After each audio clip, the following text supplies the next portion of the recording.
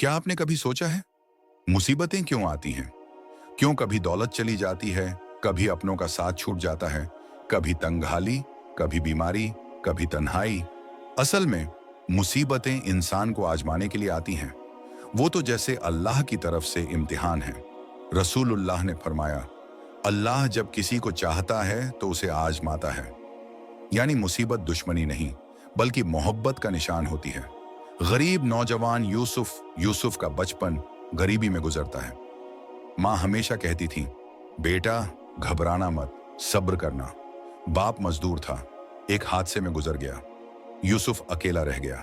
गांव वाले मजाक उड़ाते, इल्जाम लगाते, लेकिन हर बार यूसुफ कहता, मुसीबत आई है, जाएगी भी, मैं हार नहीं मानूंगा।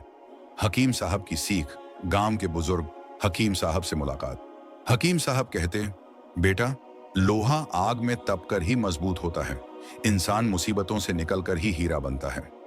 ये सीख यूसुफ की जिंदगी बदल देती है। अब वो हर मुसीबत को हिम्मत से फेस करने लगता है।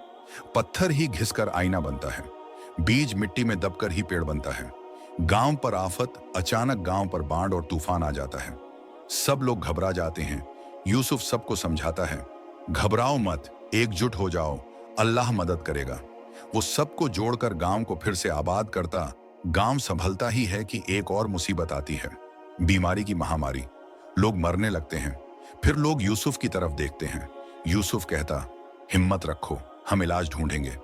वो गांव वालों के साथ जंगल से जड़ी बूटियां लाता है, सबको हिम्मत और सब्र देता है। धीरे धीरे लोग संभल जाते हैं।